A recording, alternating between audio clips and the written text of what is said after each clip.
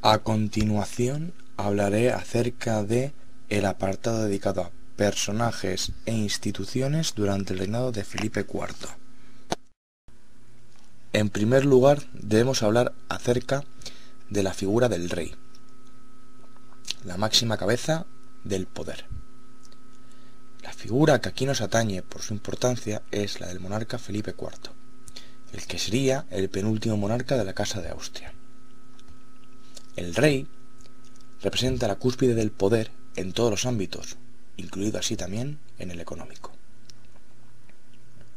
El rey no está solo en la tarea de hacer frente a los problemas que le vienen, sino que es asesorado por diversos órganos institucionales que facilitan su labor, formando así un conglomerado heterogéneo de redes personales e institucionales.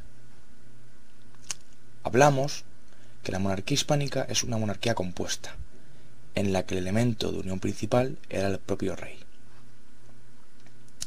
De facto, esta supuesta autonomía de las partes integrantes de la monarquía hispánica no era respetada, ya que el papel principal o la preeminencia pertenecía a Castilla. Decir también que la defensa de la supuesta autonomía de dichas partes favorece el problema que se planteará durante todo el reinado de hacer contribuir a todos o a todas las partes en torno a una carga común conforme a sus recursos.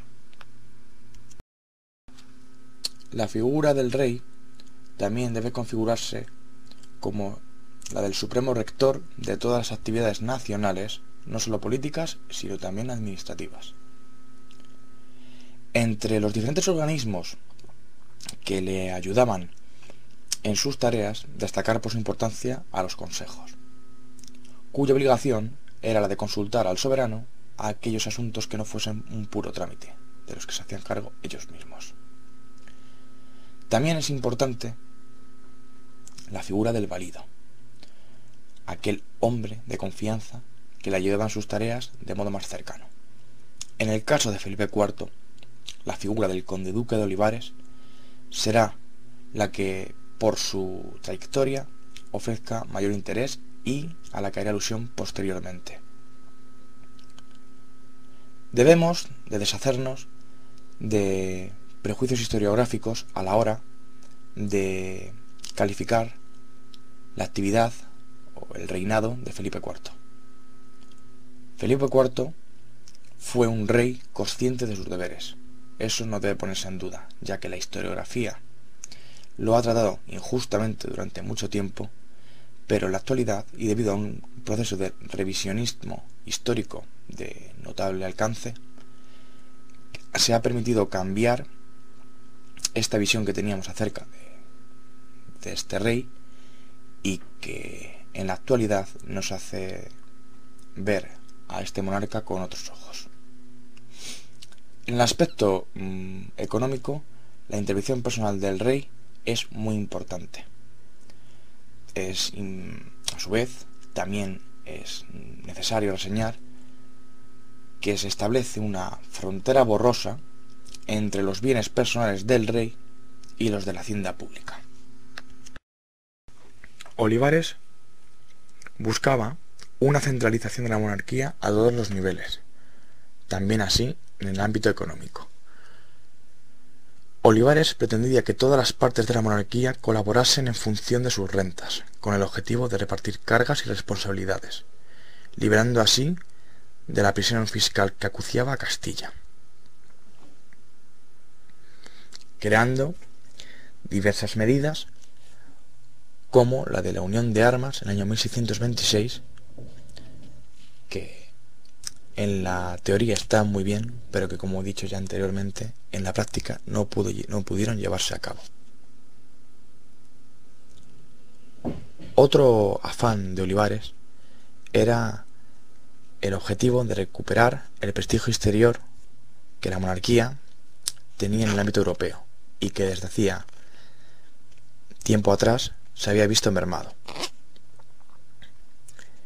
Realizó así una serie de políticas de engrandecimiento que contribuyeron a agravar la inestabilidad fiscal que aquejaba al país. Esto terminó conduciendo a su caída en el año 1643. Como anécdota, contar que Olivares se sintió agraviado y quiso eximirse de las culpas de las que le acusaban, escribiendo un testamento político titulado El Nicandro. El rey, en este año de 1643, podríamos decir que le dispensó de continuar con sus obligaciones.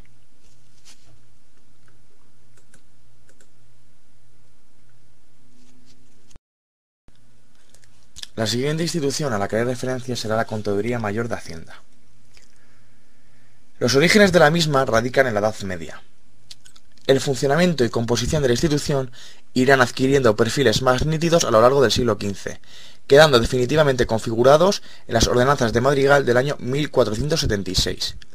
La llegada de Carlos V y la creación del Consejo de Hacienda marcan una nueva etapa en la vida de la contaduría, al atribuirse al recién creado Consejo de Hacienda, del que también forman parte los contadores mayores de Hacienda, las competencias directivas en materia hacendística.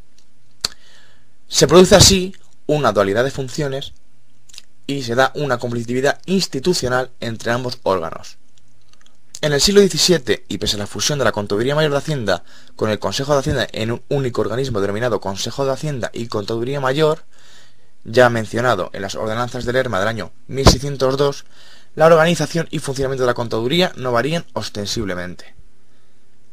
Las principales novedades del periodo serán la supresión del contador de la caja en virtud de una cédula de reformación de 1621 y la aparición de la contaduría de millones en la segunda mitad de la centuria, una vez se incorpore la administración de los millones al Consejo de Hacienda. El servicio de los millones. Sin duda, fueron uno de los impuestos de mayor importancia en los siglos XVI y XVII. Los millones fueron durante estos siglos un impuesto indirecto sobre la alimentación, instaurado por el rey Felipe II. El servicio de los millones se vota en Cortes por vez primera en el año 1590, dadas las enormes necesidades económicas de la corona derivadas en parte por la derrota bélica de la Armada Invencible, en el año 1588. Lo que comenzó, pues, siendo un recurso excepcional, pronto se convirtió en una nueva forma de recaudación económica de la hacienda pública. Su gestión se encomendó en principio a una comisión de millones, dentro de la estructura de las Cortes, para pasar posteriormente a derivar en una sala de especial dentro del Consejo de Hacienda, denominada como Contaduría de Millones, formada por el gobernador y 3 ministros, más 4 comisarios del reino. Esto aparece reflejado en las ordenanzas del año 1658. Gobernando Felipe IV ya en 1624, se renovó en las Cortes 2 millones de ducados al año, cifra que fue aumentando en 1626 a 4 millones de ducados al año con nuevas cargas al papel, sal y embarque en puertos. En el año 1632 se renovó por 2 millones y medio de ducados al año. Ya años después, en el año 1655, la renovación del impuesto era prácticamente automática, y a partir del año 68 la renovaba la Junta de Asistentes a Cortes. La complejidad del sistema fiscal hizo que para el cobro de estos servicios de millones se establecieran los llamados cientos como elevación del tipo teórico de las alcabalas. Este nuevo impuesto supuso un mayor empobrecimiento de la población castellana a lo largo del siglo XVII, al subir el precio de las materias básicas. Si bien este impuesto de los millones era uno de los pocos impuestos de los que la nobleza no estaba exenta, en origen fue la alternativa propuesta por la oposición de la nobleza a impuestos directos sobre las clases privilegiadas.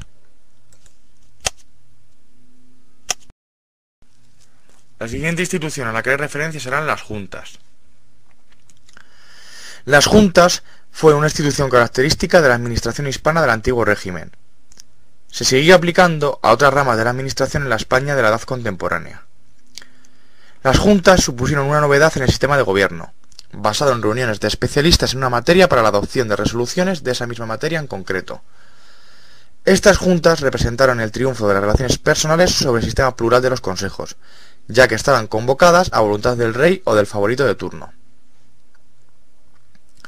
Las juntas atendían un asunto particular, que requería la coordinación de varios consejos, como una comisión monográfica o comité especial. En materia económica, a estas juntas se las conoce como junta de medios. En último lugar, procederé a la descripción de la última organización de importancia.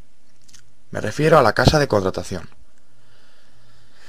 La Casa de Contratación fue el primer organismo administrativo creado para el Nuevo Mundo.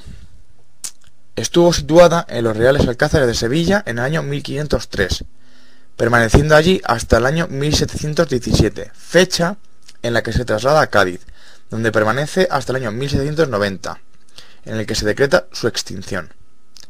En un principio, la Casa de Contratación no era más que una autoridad intermedia y administrativa del comercio de las Indias y del aparejo y despacho de las flotas. Nació como factoría, como loja privilegiada y depósito exclusivo de las mercancías que iban y venían de América, y como administración de los ingresos que el rey obtenía por este motivo. Desde el principio, la casa recibió el encargo de organizar las expediciones a América, y para ello hubo de atribuírsele múltiples facultades y una gran autoridad, pasando a segundo término sus facultades comerciales. Para no encontrar entorpecida su labor por las otras autoridades, los oficiales de la Casa de Contratación pidieron inmediatamente al rey una jurisdicción especial. Aunque les fue negado en un principio, se les terminó concediendo. Lo mismo ocurrió en lo político y lo administrativo, ya que hasta la constitución del Consejo de Indias, todo el gobierno de los asuntos de América corrió a cargo de la Casa. De aquí deriva la complicación de su organización. La Casa de Contratación tenía un presidente y además 3 jueces oficiales.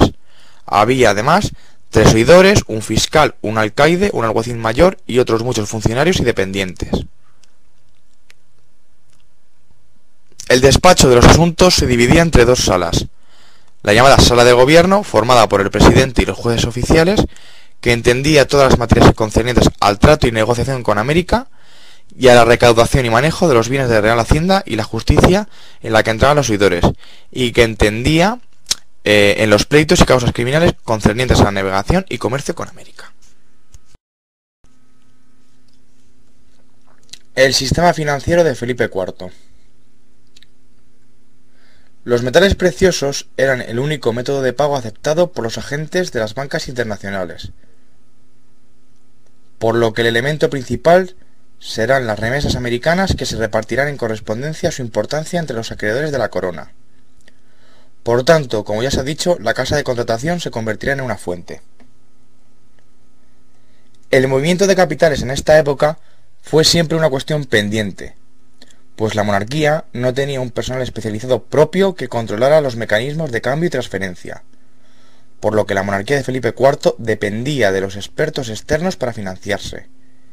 Incluso se necesitaba a estos foráneos hombres de negocios cuando no se necesitaba crédito, ya que estos eran los que ponían el dinero en circulación. Una vez hechas las presentaciones, ha de pasarse a los periodos en los que dividir el reinado de Felipe IV, ya que siendo uno de los reinados más largos, sería pecar de simplismo no dividirlo en etapas. A continuación, citaré 5 etapas.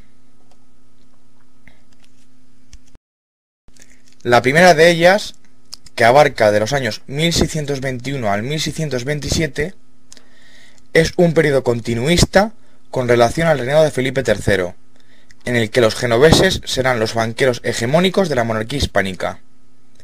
Es la época de Octavio Centurione, que recibía la tercera parte de las rentas. En el caso de los alemanes, vemos que los alemanes tendrán una participación de un 25% de las remesas de plata con los Fugger, Marcos y Cristóbal como principales referentes a la cabeza, y Frederick Overlot como figuras.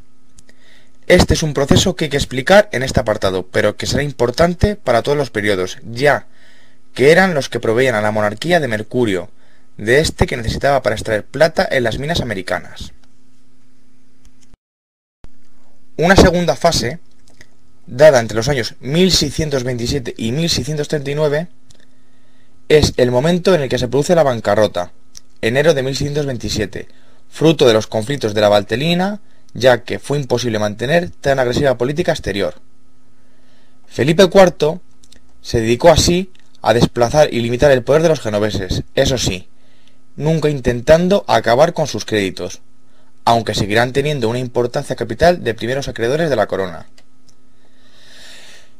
Este será el momento en el que entren en juego los nuevos hombres de negocios italianos, como Bartolomeo Spínola, o portugueses, como Duarte Fernández. Estos últimos propiciados por Olivares para financiar la guerra de Flandes. Entraron también en decadencia los Fugger, con la muerte de uno de los banqueros Fugger siendo sustituido por la compañía de sus herederos, y por Julio César Escazuola. En este periodo en el que se participan la Tesorería General de Madrid en la negociación de crédito o las consignaciones dada la debilidad de la Real Hacienda. En tercer lugar, observamos un periodo que abarca desde el año 1640 al 1647, los años de crisis de la monarquía. Este periodo está inserto en las secesiones de Cataluña y Portugal, además de las guerras con los holandeses en América, por lo que parte de la plata se quedará allí para construir fortificaciones. Es un periodo en el que se observa que la Real Hacienda recibe gran parte de las remesas americanas, para sostener así el sistema de la carrera de Indias.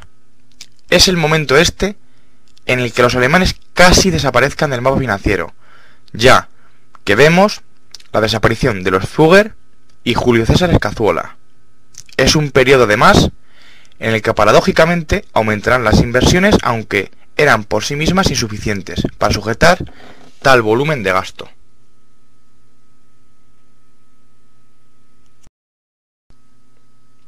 La cuarta etapa a la que se debe hacer referencia abarca los años centrales del reinado, desde los años 1647 al 1655. En octubre de este año de 1647 se advino la segunda bancarrota del reinado, esta vez en un momento crítico del mismo para la hacienda, ya que no se podía permitir perder prestamistas como en el año 1627. La situación era mucho más grave. El dinero empezó a desaparecer de los cursos legales, empezándose así también el fraude como reacción a que la Real Hacienda no pudiera cumplir sus compromisos. Ya no habrá ningún grupo financiero que acumule más de un 30% de la plata de la casa de contratación. La factoría de pequeños acabó por generalizarse en este contexto para sustituir el asiento de grandes créditos, ya que gracias a la factoría se tenía mayor seguridad. Solo las casas de crédito portuguesas sobrevivieron a la bancarrota, como Francisco Fernández de Solís, y lo mismo pasará con los italianos, cuya cabeza será Domenico Centurione. Para compensar, entrarán en el circuito banqueros españoles. La quinta y última etapa a la que se hará aquí referencia abarca los años finales del reinado, desde 1655 a 1665. Es una década de crisis. Se observa que es el momento de mayor penuria de la carrera de Indias por las guerras con Inglaterra y por la imposibilidad de reclutar y mantener este sistema. Es el momento en el que veremos la expansión de los negocios italianos que ganarán pulso con la retirada de los portugueses del juego. Finalmente, en el año 1659, con la firma de la Paz de los Pirineos, se dará un respiro, ya que la guerra con Portugal se pagaba en vellón y no exigía a los banqueros tanto esfuerzo. Este periodo se da la última suspensión de pagos en el año 1662 como una medida de supervivencia de la corona, aunque salió de ella no reforzada, sino con falta de crédito y prestigio. Se adviene así el fin de la hegemonía hispánica. A continuación hablaré sobre la política fiscal de Felipe IV, dividida en dos apartados.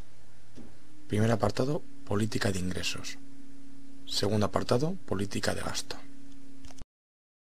Política de ingresos. Durante el reinado de Felipe IV se continuó acuñando vellón. Además, el 8 de octubre de 1621 se emite una real cédula que reducía el tipo de interés de los juros al 5%. Esto significó 3.244.000 ducados. Por otro lado, la corona también se adueñó de una octava parte del tesoro de Indias, que venía de los particulares, los cuales, a cambio, fueron recompensados con juros.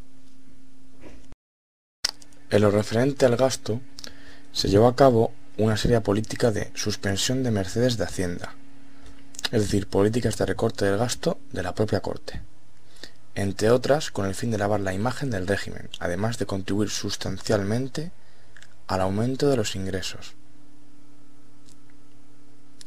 Algo importante a destacar es que en el año de 1623 los asientos alcanzaron el máximo de contrataciones, situándose en torno a 12.442.764 ducados. 2 años después, el año de Breda, en 1625, se decreta desde la administración la necesidad de recolectar por todo el reino un donativo. Olivares pretendía así que las Cortes de Castilla aumentaran su aportación a los gastos de la monarquía, hecho que conseguirá en febrero de 1626. Los malos resultados de sus políticas llevaron a la suspensión de pagos el 4 de febrero de 1627, dando lugar a la primera bancarrota. Desde este momento se inicia así una nueva etapa en la historia financiera de Castilla, un periodo donde todo parece indicar que muchos sectores financieros utilizaron la bancarrota como pretexto para alejarse del ahora peligroso negocio que significaba la monarquía hispánica. Se había perdido, por tanto, la confianza en su solvencia.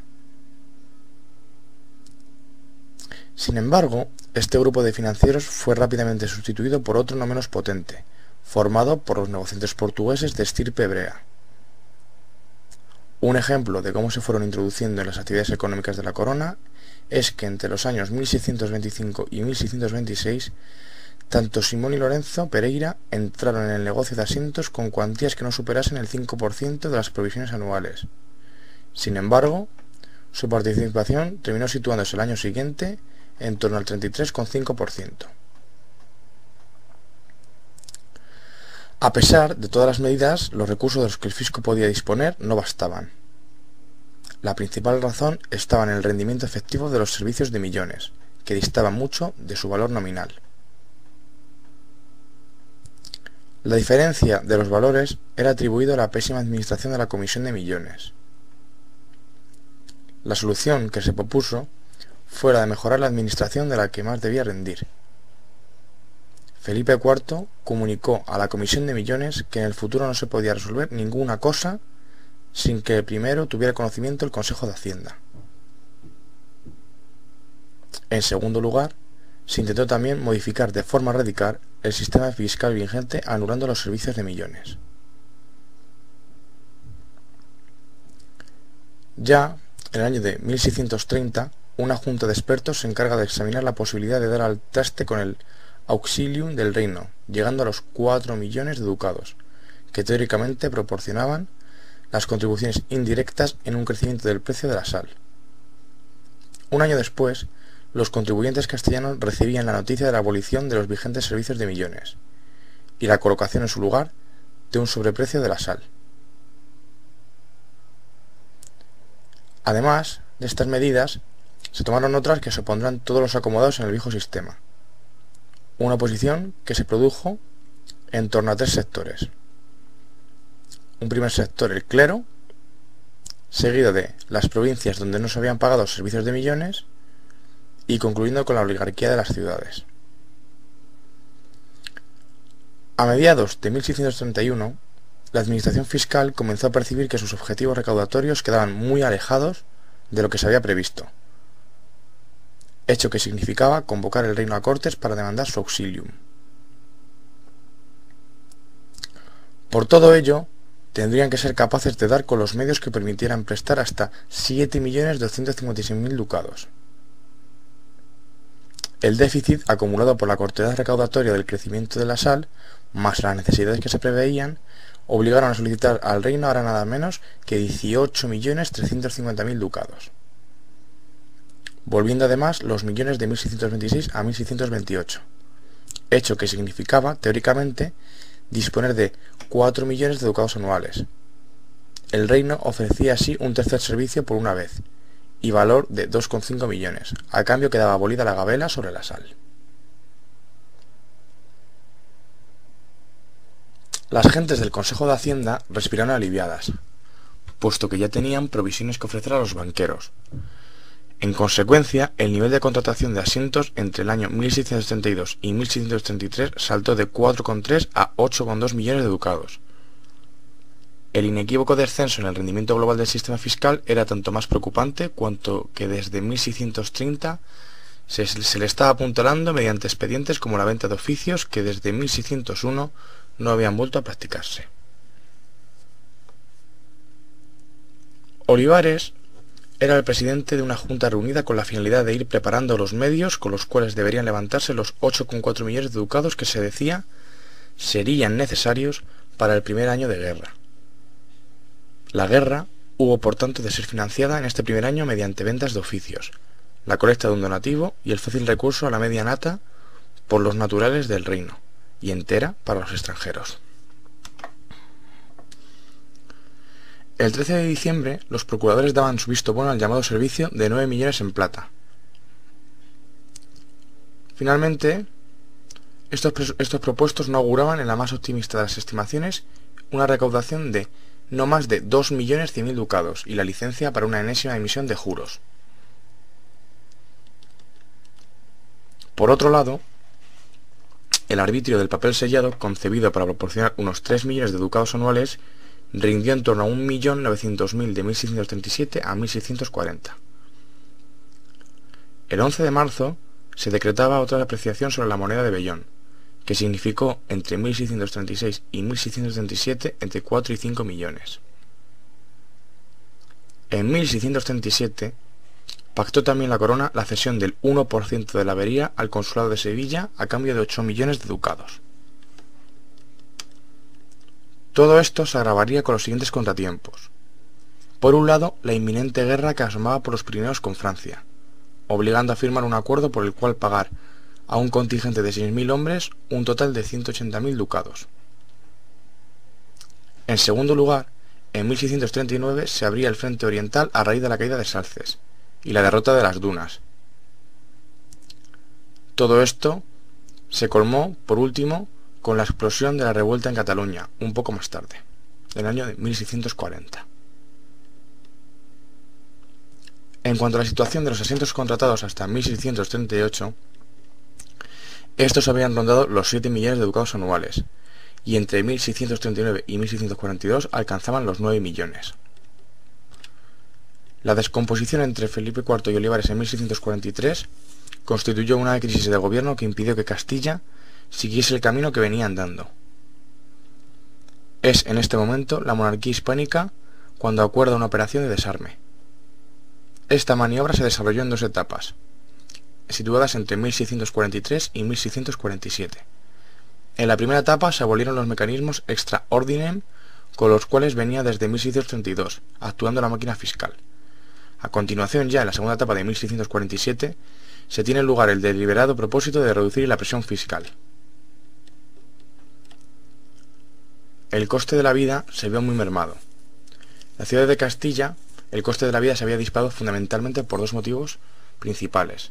Por un lado, la manipulación sobre la moneda y la fiscalidad indirecta en la forma de sisas. Importancia de la bancarrota del 1 de octubre de 1647. Ahora no se podía demorar la desactivación de la presión fiscal, de la cual ofrecía ya algunos parámetros: demora de 2 años para las comunidades deudoras y reducción del 20% en las demandas del físico. La reducción de servicios se concebía como un proceso de eliminación de las múltiples figuras fiscales vigentes que no servían sino para multiplicar los costes de la administración y de rebote disminuir los rendimientos del sistema fiscal. En su lugar, se debería de arbitrar un único impuesto sustancial y cuantioso para quitar muchos gravosos e inútiles. Felipe IV no consiguió imponer la política de único impuesto en la Junta, sino que solo se quedaría en la eliminación de algunas contribuciones, rebajando un 20% otros, dilatando el pago de deudas, etc. Es decir, mantuvo el viejo sistema de los servicios de millones, pero de manera recortada. El reinado, que abarcó desde el año 1621 hasta el año 1665, se produjeron tres grandes episodios relacionados con la política monetaria que a continuación se citarán. El primer periodo, que aquí nos atañe, abarca los años iniciales del reinado de Felipe IV, es decir, desde el año 1621, cuando fue hecho rey, hasta 1636. En estos primeros 15 años se hizo general la continua emisión del vellón, pues véase que de 1621 hasta 1625 los presupuestos de la corona eran deficitarios. De este modo el vellón se convirtió casi en moneda única de circulación, pues a través de ella se recibía la mayor parte de impuestos con los que poder sufragar los constantes conflictos bélicos, ya fuese con Francia, tras la subida de Richelieu al poder, con las Provincias Unidas tras la ruptura de la tregua en 1621, o el aumento de las hostilidades que se dio con Inglaterra en el año 1625. A pesar de esto, sin embargo, la situación fue a peor, dado que Castilla se endeudó de forma alarmante, situándose tal deuda en la cifra de los 112 millones de ducados en 1623, por lo que se decidió seguir acuñando más moneda de cobre hasta 1626, y que tuvo como consecuencia que el valor nominal del vellón en circulación ascendiese a unos 30 millones de ducados, y como efecto el precio de la plata comenzó a dispararse, empujando a que también lo hicieran los precios de los bienes expresados en moneda de vellón. De esta forma, el volumen de vellón expresado en plata se hace disminuir debido a que el precio de la plata aumentaba sin cesar, ante lo cual en 1628 se decide devaluar a la mitad todo el valor de vellón en circulación, con el objetivo de eliminar el premio de la plata y reducir así los precios en relación a la moneda de vellón. No obstante, ante estas medidas, ni el nivel de los precios cayó en las proporciones del vellón, ni el premio de la plata desapareció por completo. Tras esto, se da una segunda etapa, englobando los años centrales del reinado, desde el año 1636 hasta el año 1660. Estos años vienen marcados por los cambios de valor de las especies monetarias de vellón, debido a que había un volumen de monedas en circulación inmenso, y el precio del cobre ante el aumento de la demanda se disparó. Esto mermaba con notoriedad el beneficio de la emisión regia. Ante tal desbarajuste y creciendo la desconfianza del pueblo hacia la moneda de vellón, se optó por llevar a cabo un procedimiento que ya usó tiempo atrás Felipe III, el cual consistía en ordenar el incremento nominal que quedaría demostrado con la estampación de un resello acreditativo de tal variación. Y una vez realizado esto, el numerario se devolvía a sus dueños, pero eso sí, sin entregar el mismo número de monedas, o sea, el mismo dinero. Dicho de otro modo, la corona reintegraba la cantidad de acuerdo al nuevo valor nominal, lo cual le facilitaba quedarse con una parte considerable de lo percibido. La consecuencia final de estas subidas y bajadas del valor nominal del vellón por medio de esta técnica fueron, por supuesto, tapas de gran inflación seguidas por otras de gran deflación. Cabría añadirse lo estropeadas que quedaron las monedas ante los continuos resellos que se les aplicaban, por lo que Felipe IV decidió cambiar la tónica en su última fase. Así entramos en el tercer y último periodo que ocupa los últimos 5 años del reinado del Felipe IV al frente de la monarquía hispánica.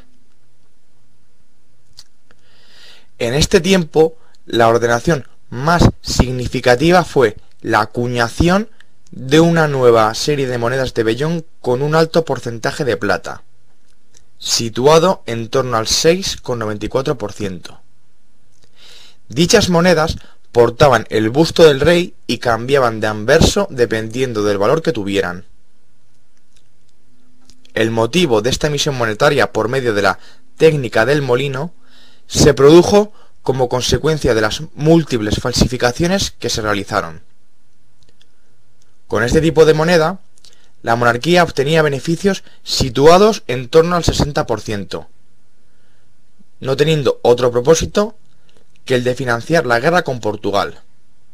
Ahora bien, esta emisión también fue nefasta, dada la gran cantidad de moneda falsa que había en circulación, optándose ya en el año 1664 por reducir su valor nominal a la mitad. Dios, hace un frío luterano. Sí que lo hace, pero sobre todo en el alma. Mirad en lo que nos hemos convertido, capitán. En un país de mendigos, nosotros que éramos el ombligo del mundo. Maldigo la hora en que puse mi pluma a servicio de ese Olivares a quien Dios confunda. Ese tirano descendiente de judíos y protector de marranos que esquilman a España. Calmaos, don Francisco. ¿Cómo queréis que me calme? ¿No habéis oído las noticias que llegan de la guerra de Francia? Mientras que el cardenal Richelieu alienta a su soberano para que se ponga al frente de sus ejércitos, el déspota tiene al nuestro secuestrado en palacio, convertido en un rey de ceremonia. Y mientras él a robar a los pobres y a humillar a la nobleza. No jodáis, don Francisco. Nuestros tercios no necesitan que los dirija el rey, sino dinero. Ese dinero que la nobleza que vos decís humillada se gasta a diario en fiestas y cacerías. En cuanto a los pobres, ¿qué queréis que os diga? Ser pobre en España siempre ha salido y saldrá muy caro. Gobierna el conde duque o María Santísima. ¿Ahora sois partidario de Olivares? Vamos, don Francisco. Nos conocemos desde hace demasiado tiempo. ¿Nos parece? Sí, es verdad. Disculpad, capitán. Sabéis que no pensaba lo que decía. Sí, no sé. El suelo está peligroso. Agarraos a mi brazo.